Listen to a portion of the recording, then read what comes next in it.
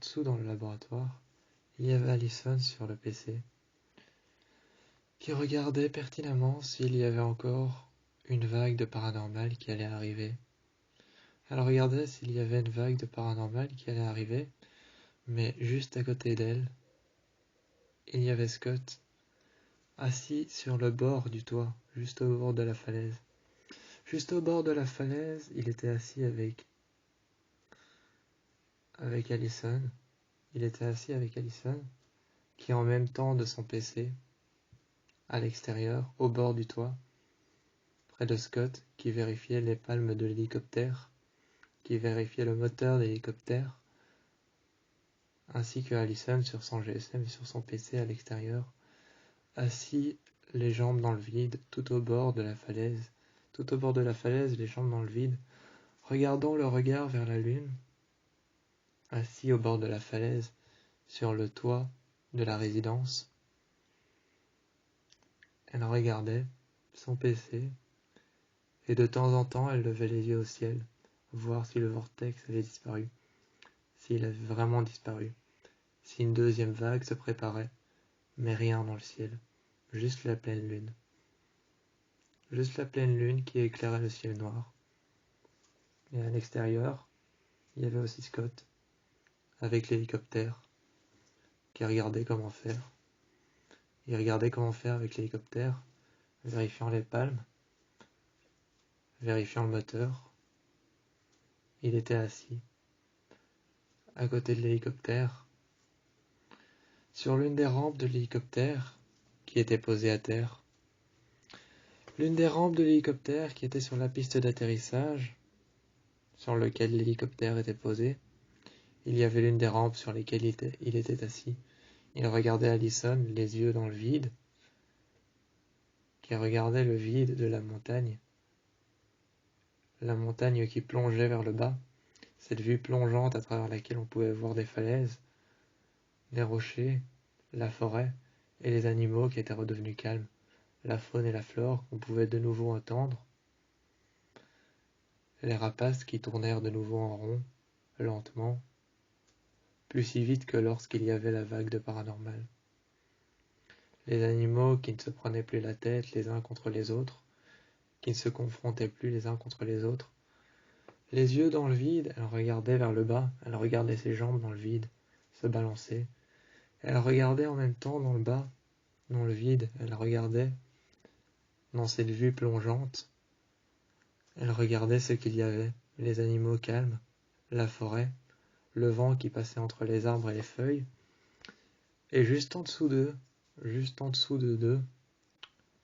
de Scott et Allison, qui étaient tous les deux l'un à côté de l'autre, bras dessous, et qui regardaient la forêt, dans cette vue plongeante dans le vide, ainsi que Scott qui était en train de réparer les palmes et de faire un inventaire du moteur de l'hélicoptère, en même temps qu'il faisait cela, et en même temps que Allison était sur son PC, il regardait la vue plongeante de la maison qui était jonchée le haut d'une falaise.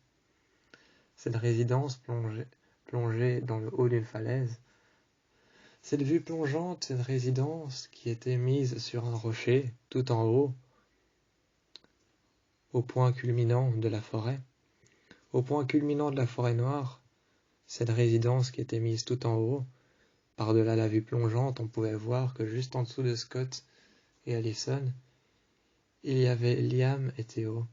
Théo qui était sous la douche, qui demandait à Liam ce qu'il faisait, pourquoi il était dans le lit allongé avec son PC sur les genoux, qu'est-ce qu'il faisait. Il lui dit alors en sortant de la douche avec un boxer noir et avec un t-shirt diesel, il sortit et il dit à Liam, « T'es là depuis quand ?» Liam le regardait avec la main sur la joue. Il le regardait appuyé avec la main sur la joue, d'un air un peu fade, regardant son PC comme si ça le lassait.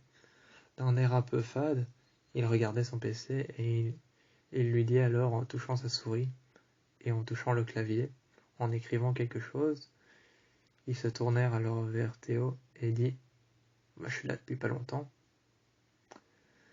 Théo s'est assis à côté de lui, l'a embrassé, a retiré ses lèvres, a passé sa main le long de sa joue.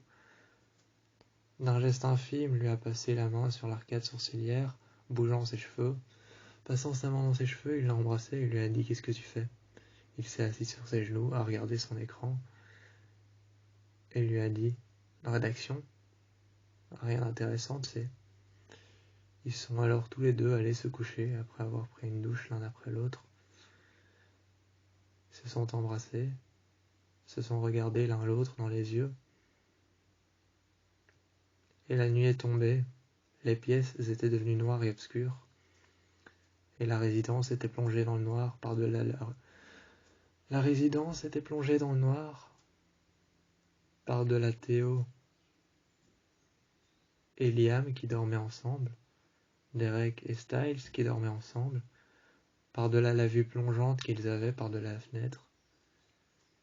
Il y avait aussi les pièces qui étaient plongées dans l'obscurité à l'intérieur de la résidence, le laboratoire qui était éteint, Allison qui était partie se coucher avec Scott, et Styles qui avait retrouvé des forces et qui dormait auprès de Derek. Tout ça s'était passé durant cette vague de paranormal.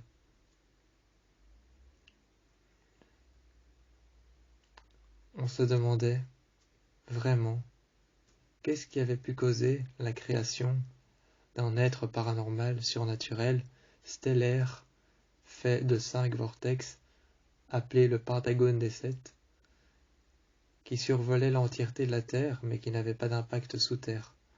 Qu'est-ce qui avait bien pu le créer? Qu'est-ce qui avait bien pu l'amener à venir jusqu'ici, en Allemagne, dans les massifs des profondeurs de la forêt noire? Qu'est-ce qui l'avait amené à venir ici? Comment s'avérait-il que cette forme extraterrestre surnaturelle, comment s'avérait-il que cette force surnaturelle extraterrestre, munie d'un pouvoir d'aliénisme, soit venue dans les tréfonds et dans les profondeurs obscures de la forêt noire, dans les massifs des montagnes? Pourquoi est-elle venue là? C'était la seule question qui jonchait l'entièreté des couloirs, qui étaient vides, obscurs et silencieux pendant la nuit. La seule réponse que tout le monde avait en tête. Seulement, cette réponse n'avait pas encore de question, et cette question n'avait pas encore de réponse.